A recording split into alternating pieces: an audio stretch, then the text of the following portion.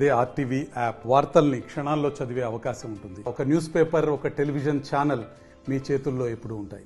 Manakondur assembly నియోజకవర్గంలో MLA, మాజీ MLA వారిద్దరితో పాటు వారి అనుచరుల మధ్య సైతం మాటల యుద్ధం కొనసాగుతుంది. ప్రచ్ఛన్న యుద్ధం కొనసాగుతూనే ఉంది. ఏకంగా మాజీ ఎమ్మెల్యే రస్మై ఇంటి ముట్టడికి కూడా పిలుపునివ్వడం జరిగింది. దీనిలో భాగంగా ఉద్రిక్త పరిస్థితులు నెలకొన్నాయి. గత వారం రోజుల నుంచి ఇదే తంతు కొనసాగుతూనే ఉంది. సో వివరాల్లోకి వెళ్తే ప్రస్తుత ఎమ్మెల్యే డాక్టర్ కవంపల్లి సత్యనారాయణ కరీంనగర్ జిల్లా కాంగ్రెస్ కమిటీ అధ్యక్షునిగా కొనసాగుతున్నారు. ఆయన ముఖ్యమంత్రి సహాయ నిధి నుంచి అలాగే ఇతర పనులకు సంబంధించి కమిషన్లు తీసుకుంటున్నారు, అక్రమాలకు పాల్పడుతున్నారు, అవినీతి చేస్తున్నారని చెప్పి ప్రధానంగా ఆరోపించడం జరిగింది మాజీ ఎమ్మెల్యే రస్మై బాలకిషన్. ఒకవైపు ప్రజలు సాగునీరు, తాగునీరు లేక ఇబ్బంది పడుతుంటే ఈయన పట్టించుకోకుండా ఏమి పైత్యం అంటూ తీవ్ర ఆరోపణలు చేయడం జరిగింది. దీంతో రస్మై బాలకిషన్ ఫామ్ హౌస్ ఎక్కడైతే బెజ్జంకి మండలం గుండారంలో ఉందో దానికి ముట్టడికి పిలుపునిచ్చారు కాంగ్రెస్ కార్యకర్తలు, నేతలు. దీనికి బెజ్జంకి నడి బజార్లో చర్చకు సిద్ధమా అని సవాల్ విసరడం జరిగింది. దీంతో పోలీసులు భారీగా మోహరించారు. దాదాపు కాంగ్రెస్ కార్యకర్తలందరినీ అదుపులోకి తీసుకొని రస్మైని సైతం గృహ నిర్బంధం చేశారు.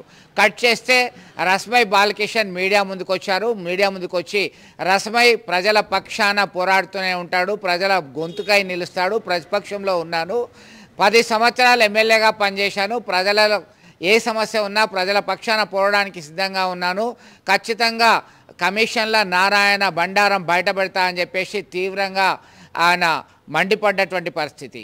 మరొక అంశానికి వస్తే ఆయన మీడియా సమావేశంలో మాట్లాడిన తర్వాత కాంగ్రెస్ కార్యకర్తలు సైతం అదే స్థాయిలో రెచ్చిపోయారు. కరీంనగర్ సమీపంలో ఉన్నటువంటి అలుగునూరు చౌరస్తాలో రస్మై బాలకిషన్కి వ్యతిరేకంగా రాస్తారోకో చేసి నిరసన చేపట్టడం జరిగింది.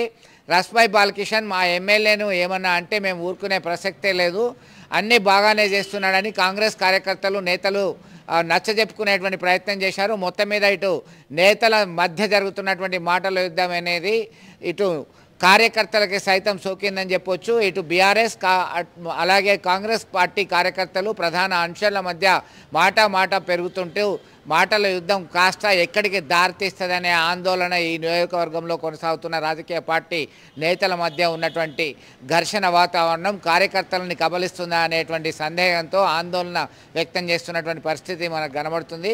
ఒకసారి రస్మై ఏమన్నాడు, దానికి కౌంటర్గా కాంగ్రెస్ కార్యకర్తలు ఏం చెప్తున్నారో ఒకసారి చూద్దాం. నేను ప్రజల గొంతుకను, ప్రతిపక్ష గొంతుక నాది, ప్రశ్నిస్తూనే ఉంటా.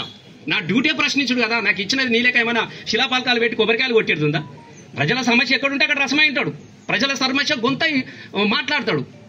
నేను వాళ్ళ తరపున మాట్లాడుతూ ఉంటే నా ఇల్లు ముట్టాడటేందా? వాళ్ళందరూ నీ ఇల్లు ముట్టడిస్తాం అంటున్నారు, నీళ్ళు ఏమైనా చెప్తున్నా ఉన్నారు. నువ్వు వచ్చి ముట్టడని పెట్టినావు. మరి పెట్టినోడు ఇదంతా మంచిగా ఉండదు అని చెప్పేసి ఓ నీ అక్క 300 మంది పోలీసులు వచ్చారు బెజ్జంకి. వాళ్ళకి చూసా ఈడేవాడు ఉన్నాడే 100 మంది లేరు. అది ఒక వాళ్ళు పోలీసుడు కానీ అంటుండే ఇదే కథరా అని యొక్క చారణ కోడికి బారణ మసాలా కనస అయిపోయింది కదనే మాకు డీజిల్ కనసాడికి ఇదేంతో పెద్ద తుడుంకాలం అనుకున్నాం ఏమని చెప్తే అక్కడోడు ఇక్కడోడు లేవనోడు లేచుగారోడు ఎవడొచ్చిండు నిన్న? ఒక్కసారి పరిశీలన చేసుకో మిస్టర్ నారాయణ. ఒక్క కాంగ్రెస్ అభిమానం ఉన్న ఒక్క కార్యకర్త కూడా నిన్న నీ దానిలో లేరు.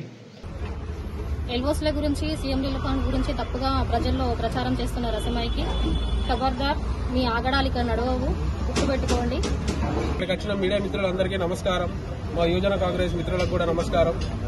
ఇవి అలుగునూరు చౌరస్తాలో ఈరోజు రస్మై గారి మీద నిరసన కార్యక్రమం తెలపడం జరిగింది. ఎందుమూలనంటే మా డాక్టర్ కవంపల్లి సత్యనారాయణ అటువంటి పేదల ఎమ్మెల్యే పైన అనుచిత వ్యాఖ్యలు చేసిన రస్మైని ఎల్ఓసి తీసుకొని మీరు స్కాములు చేసారు, సీఎంఆర్ఎఫ్ల స్కాములు చేసిన విషయం మీద మీరు మాట్లాడారు.